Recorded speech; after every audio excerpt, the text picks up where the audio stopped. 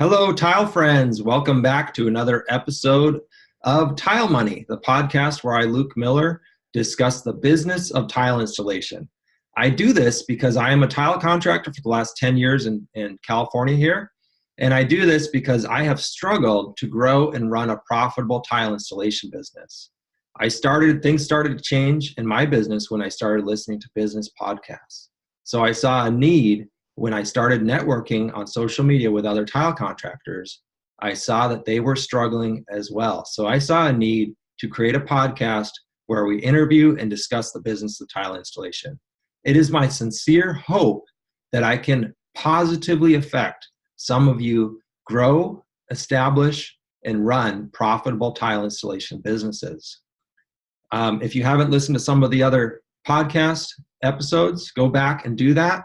The first three, I start talking about my business, and then I start getting into some interviews and some solo podcasts as well. So lots of good stuff in there, lots of value.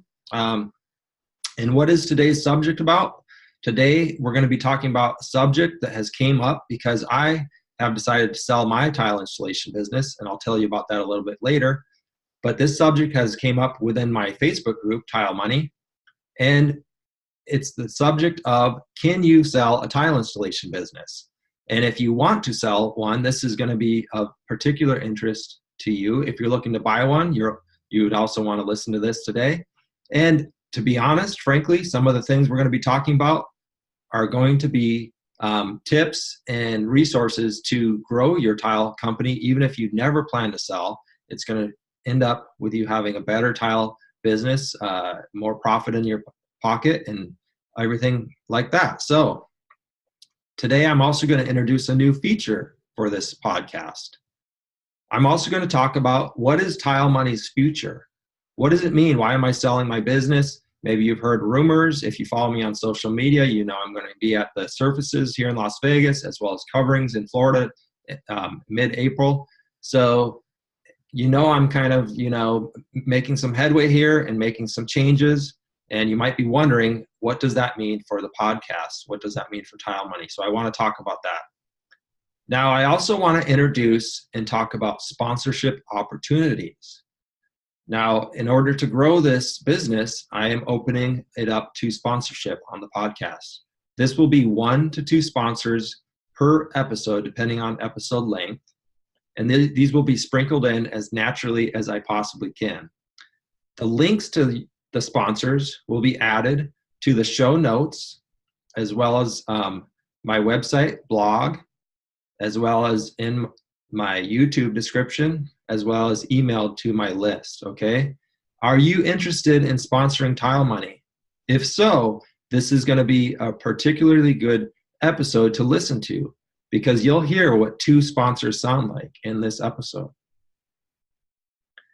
So that brings us to, and by the way, friends, if you're not interested in sponsoring it, but you know a company who might be, and you're not sure if they know who I am, do me a favor and tag them in one of my posts, email them, text message them this podcast. If you're listening to this in an app, typically it's very easy to share an episode. And if you have another tile contractor friend that you know, share it with them via text message, email. Like I said, tag them on social media, however you want to do it. It would mean the world to me. Thank you all so much. Now, today's new feature in today's episode, this is the first time I'm rolling this out, so I'm excited. I hope I get it right here. So friends, what this is, it's going to be a short, actionable tip for you to apply in your business. I'm probably going to name this feature today's tip of the day. Well, that's a little redundant. Maybe it'll just be tip of the day, all right? So today's tip of the day is brought to you by Ron Nash. Now, if you don't know Ron, you might want to go back a few episodes and find the episode where I interviewed Ron. Ron is a Laddercrete employee, okay? He works for Laddercrete. He's a superstar. He has a group called Laddercrete Inside Track, where he reveals new information on their products. Oftentimes, if you're in that track, if you're in that group, you know that you know about the products before the distributors even do in most cases. So it's a pretty cool group. you'll want to check it out, especially if you're a Ladder Creek fan like me. Now, Ron donated to my GoFundMe account. So personally, thank you, Ron. I really appreciate your support. You've been a support ever since I've launched, and so thank you. And I appreciate following you on Facebook. You have great tips, whether it's in my group or in another group. So now Ron's tip of the day is, have you trained, and I quote him, have you trained your employees on what to say when someone tells them they are interested in getting their tile work done? I'll bet you would be surprised how many times people on your team are asked. So great tip, Ron. Thank you. That is awesome. And friends, if you're running crews, multiple crews, or even just one crew, and there's days where you're not at the job site, you're going to want to start educating your employees on what to say. Make sure they have your cards. Make sure I have a 3-page brochure that walks a potential customer through my process so that they can get to know me before they've even met me. So thank you, Ron. That's a great tip. So now this brings us to, what is the future of the Tile Money podcast? So as I said, and as you may know, I'm making plans to pursue this podcast full time. Now, what does that mean for you? You're probably asking. And how am I going to make my living doing this? Well, first off, I want to assure you that this podcast format will always remain free. So again, I'll be selling my tile installation business to assist me in doing this. I'm no longer going to be a tile installer, a contractor. I might have to install some tile as I travel out to coverings this April, and I'll be stopping along the way at tile distributors. I'm going to be giving short speeches, if you will, spreading my message along the way to your local tile contractor. So I'm going to be taking a southern route down through Texas, Arizona, Southern California, and then directly hug the coast there, head east. So if you're on that route, go ahead and message me. Let me know you'd like to see me. So I'm going to continue recording these podcast episodes. In fact, I'll be recording more, and the quality is going to be improving. I'm going to invest in some recording equipment to improve sound quality.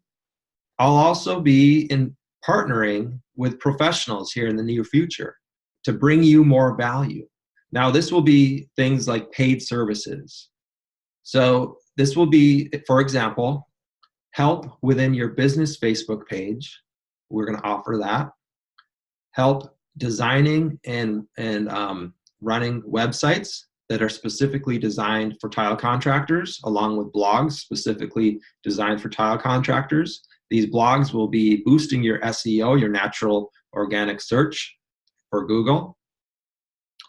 One-on-one business coaching, as well as group coaching for creating and establishing systems in your business.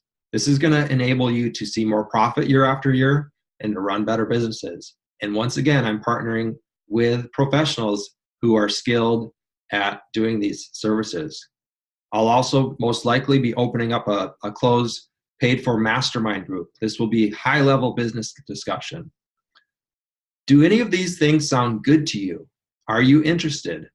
Let me know. Let me know what you think. It's okay if you're not. If there's something I've missed that I haven't thought of, let me know. Say, hey, I'd really like this. I could really use this in my business right now. Would you think about selling this to me? Or could you think of a way? Or do you know somebody who provides this service? I don't need a commission. I don't need anything. If I know somebody, I'll let you know. Now, these paid services are going to allow me to continue adding free value. I'm going to continue to pump out everything I've done so far will continue to remain free, friends. Don't get worried. Don't get upset here. I'm not saying I'm pulling a bait and switch on you here, friends. So I hope that explains that. Friends, in my tile installation business, I do a lot of remodel work here in my area in San Luis Obispo. And demolition is a big part of what I do. In fact, to be honest, it's almost always, I can rely on it being one of the most profitable things I do. This is because it's very easy to calculate how long it will take. And I also offer services like dust extraction, dustless demolition. I take really good care of my customers' homes, and they know it and they can see it, and that's how I advertise. Do you offer demolition services in your tile installation business? Do you have tools to help extract dust? So today's sponsor is Bosco Specialty Tools. Now, Bosco Tools offers demolition and dust extraction tools. One of their main tools is the HHDA. It is a stand-up attachment made for SDS max demolition hammers that will allow the user to chip up tile from a standing position. Now, this is a beautiful tool, friends. What it does is get you off your knees, as well as position the demolition hammer at a certain angle to assist in the tile demolition to help get it off the floor. Now, their second tool they offer is a beautiful tool I love. It's called the Dust Cuff. Now, this is a dust shroud attachment for these chipping hammers that we just discussed. It's available for a wide range of SDS Max and SDS Plus demolition hammers, not just one. So if you haven't, if you're not attuned to what I'm talking about, visit boscotool.com. And again, I'll have a link in the show notes on the website as well as emailed and on YouTube. So you're going to want to check that out. One thing I've noticed, like I said, is that these dustless services are very popular in my community. And I do a lot of remodel work. If you're in that business, you've noticed that you're demoing some tile. And one of the worst things you can do is put dust in Mrs. Jones' home. It could cost you hundreds of dollars to remediate that. But more than that, it could cost you a damaged reputation if you're doing demolition without some of these extraction tools. So, can you sell your tile installation business? This is the subject at hand. And it is an important subject, friends. It's something that I'm passionate about here. Obviously, I have my own interests. I'd like to sell mine. But I want to talk to you about what I've done wrong, some things I could have improved, some things that would have allowed me to sell it for a larger amount, and what you could do. And furthermore, even if you never sell your business, like I said, putting things into practice starting now will ensure that you're going to start reaping the rewards. So inside my Facebook group, a discussion was started after Eric, mentioned that he saw I was selling my business. So I want to just read some comments and then comment on the comments. So Eric posed this question: when someone is purchasing a business, what are they paying for? With a storefront business, you are generally paying for a lease, a business name, reputation, regular clientele, assets, and oftentimes a functioning staff. So what would you be paying for when purchasing a tile installation business? Great question, Eric, and fair. Now, Eric, you went on to answer your own question, or at least start to. You know the answer. He continues: business name, logo, reputation, assets, business plan, contacts, and a website. Definitely. Business name, let's talk about that for a minute. You see my business name, Miller Tile and Stone. Not that transferable, not that sellable. Somebody could take it on, and of course, we can also change it. Lots of companies have rebranded in the past, successful companies, and went on to see greater results than their original brand. So this can be done, but I think it would be good if you are thinking, especially if you haven't chosen a business name yet, to choose a name that is more transferable. Let's put it that way. Logo, sure. A business needs a logo. You need to be branded, friends.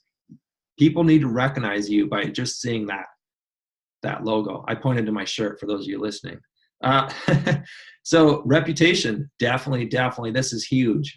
If you're thinking about buying a tile installation business, whether mine or someone else's or any other sort of business, definitely do your research. Make sure that company has a good reputation. That's probably almost like 99% of what you're buying right there, friends. Assets, yes, of course, physical assets are always into play. A business plan, this is good. You would want to see what got them to where they are, and do they have a plan to get even further. Contacts. Now, this is probably one of the other, if I had to pick 2 or 3 things, contacts would be up there. Do you have contacts that I can contact? You know what I mean? If I'm going to buy your business. I know personally for me, you'd get about 200 of my contacts that I've kept addresses, emails, phone numbers with, and I would help you to send out an email and even a flyer to these people in the mail, introducing the new business owner, as well as running, if you wanted to run a special or run a yearly newsletter, or even better would be a monthly newsletter. If we all know how valuable word of mouth is, but you can't just, put your head in the sand and say, I'm going to build a business on word of mouth. You need to encourage and nurture your past clientele, your past customers, so that you stay top of mind. Website. Yes, everyone needs a website. If you don't have a website, and you've been wanting one, like I said earlier, I'll be providing that service, and it will be a very reasonable fee. So I would get a hold of me if I were you. Now, let's continue this conversation. Bradford said, and I quote, "I'd pay good money for working structure and systems. I think that's a huge value aside from the tangibles like client base and physical assets. We recently went through a change of hands. In the end, any business's real worth is what someone is willing to pay for it. A business's valuation, however, could be derived from a ton of different viewpoints, hard data, and speculations." Bradford continues, "I recently witnessed the liquidation of a 20-year plus tile contractor who had an extremely firm foundation in our state, and I was floored to see them shut the doors. It's made me consider everything I do today, what tomorrow looks like, and what steps I need to take to make changes for the two to be in harmony, to build value in my company." Bradford, wow, you've hit the nail on the head here. That last sentence, I am floored as well. And this is why I want to discuss this. 20-year plus tile contractor who had an extremely firm foundation in our state, Bradford said, and I re-quoted him there. Bradford's no, spring chicken here. He's been around. He knows what he's talking about. This is why this conversation is needed to take place. This person evidently didn't value their company as worth anything after 20 years of hard work. This company could have been worth $100,000, $500,000. It could have been worth $1 million. I don't know. I don't know what they were doing, what they were selling. But if Bradford vouched for this company and said they were a large contractor, extremely firm foundation in our state, he didn't say town or county, could have been worth a lot of money, friends. Could have been worth a lot of money. That's why I'm discussing this. That's why I'm doing what I'm doing here. Bradford continues, and I quote, "What we do, whether in the office or in the field, needs to be replicable. If the business is to have real value, there needs to be a system in place to create people to do what needs to be done to be profitable. When that can be documented, transferred into another person's brain, and they can perform it the same way you've done it to profit, then that has value." Again, you hit the nail on the head here.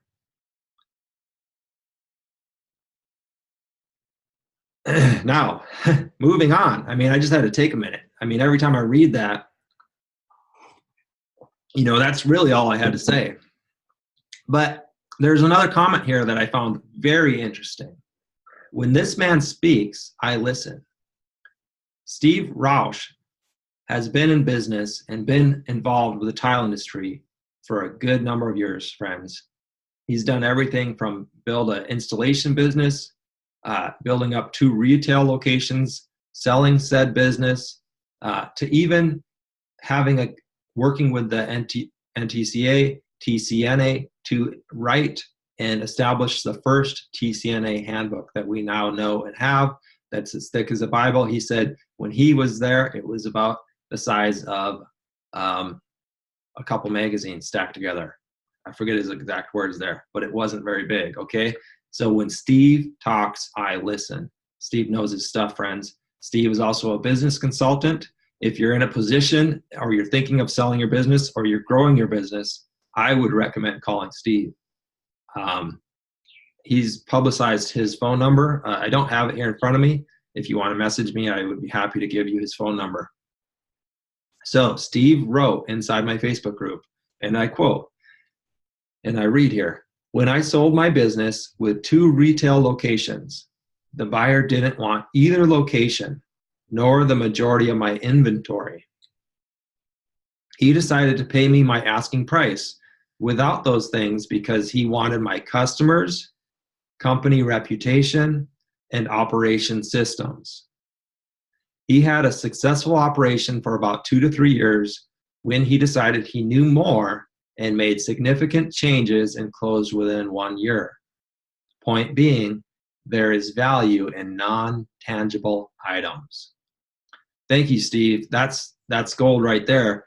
This is a very interesting comment because most people would think the opposite. They'd say, well, all the value's in those 2 retail locations. This buyer knew that the value was in Steve's operations systems. Now, I'm going to go out on a limb here and speculate.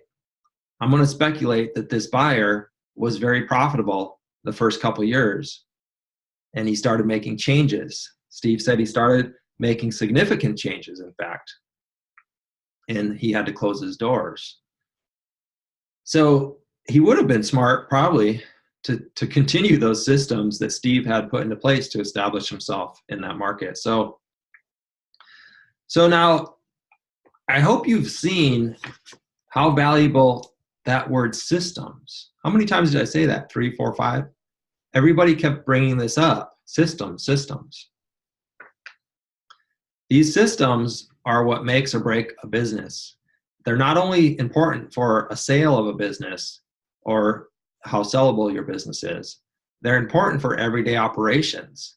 They're going to be the deciding factor of you getting home at 4 or 5 o'clock at night, or 7, 8, or 9 o'clock at night, and working weekends. They're going to be the deciding factor if you're going to be profitable. They're going to be the deciding factor if you even know if you're profitable. So I think I've stressed that enough. How could I have set up Miller Tile & Stone, my business, to be more sellable than it is today? What mistakes have I made? Let's just pick on me. I'm going to pick on myself here. Well, first of all, I brought out, earlier that I named it after myself, for one.